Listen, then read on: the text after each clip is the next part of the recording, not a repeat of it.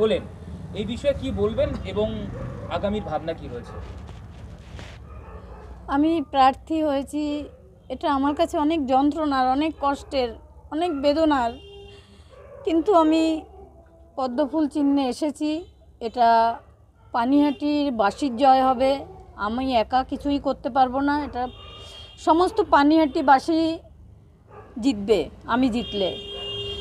এই অনেকগুলো দিন ধরে যারা প্রতিবাদ করতেই ভুলে গেছিল, আমি তাদের হয়ে প্রতিবাদটা করব, কিন্তু জিতবে তারাই, যারা পানিহাটিবাসী সমস্ত অধিবাসীবৃন্দ। আমার মেয়ে এখানে ডায়মন্ড যে চেম্বার করতো, সেখানে সে অনেক পেশেন্টকে চিকিৎসা করত এবং ও বলতো যে মা, কারো কাছে কিছু চাইতে নেই, দিতে হয়। সেই জায়গাটা থেকে ও ডাক্তার ছিল, যেমন পরিষেবা দিত, আমি তো সেটা পারবো না।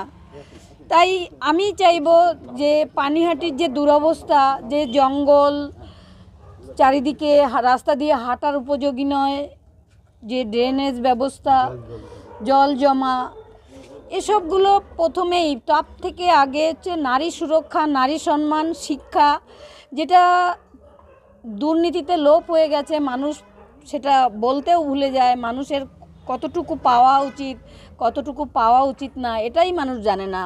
মানুষের সচেতন হওয়া দরকার। সেই মানুষকে সচেতন হবে এবং পানিহাটির মানুষই জিতবে। আমি কাকিমা, বলছিলাম যে আপনারা বারংবার বলছিলেন যে প্রার্থী হলে লড়াইটা সব থেকে বেশি সহজ হয়ে যাবে, সেক্ষেত্রে এখন কি অঙ্কটা আরো বেশি সহজ হয়ে গেল ভোটের রাজনীতিতে? না, সেটা না, বিচার আমি পাবো সেই মানসিক দৃঢ়তা আমার কাছে আছে।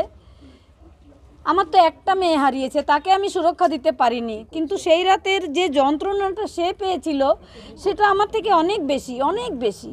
একা কাউকে খুঁজে পায়নি, শুধু মা বাবা হয়তো চিৎকার করেই গেছে।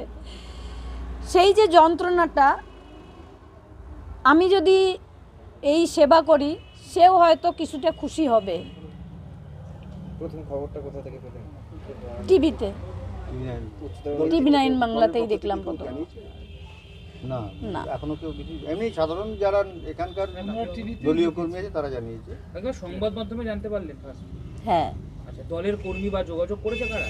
হ্যাঁ, অনেকেই যোগাযোগ করেছে। আচ্ছা, তারা কি বলেছে, পাশে আছে বা থাকবে এরকম, বা আমি তো চাই সমস্ত পানিহাটিবাসীকেই আমি পাশে চাই, পদ্মফুলে চিহ্নে ছাপ দেওয়ার জন্য, এবং সারা পশ্চিমবঙ্গে যেন এবার পদ্মফুল ফুটুক, এই আশাটাই করব আমি। তৃণমূলের পুরো মূলটাকে উপড়ে ফেলায় আমার লক্ষ্য। আপনার বিপক্ষ দলের প্রার্থী যারা, একদিকে কলতান দাশগুপ্ত, অন্যদিকে তীর্থঙ্কর ঘোষ তৃণমূল থেকে, কলতান সিপিএম, সেক্ষেত্রে তাদের জন্য কি বার্তা থাকবে? না, এদের জন্য আমার কোনো বার্তা নেই, ওরা ওদের মতো লড়াই করবে। কবে থেকে মানুষের উদ্দেশ্যে কি বলবেন? সাধারণ মানুষের উদ্দেশ্যে একটাই কথা বলবো, আপনারা সবাই সেই 9 তারিখ আমার মেয়েকে ঘরের মেয়ে মনে করে আমাদের পাশে দাঁড়িয়েছিলেন এবং মেয়ের বিচার চেয়েছিলেন। আজও তেমনি আমার পাশে দাঁড়াবেন। সমস্ত মানুষকে বলবো, সারা বিশ্বের মানুষ যেমন আমার পাশে দাঁড়িয়েছিলেন, সেভাবেই আমি সারা বিশ্বের মানুষকে আমি পাশে চাইব। একটা প্রশ্ন, সেটা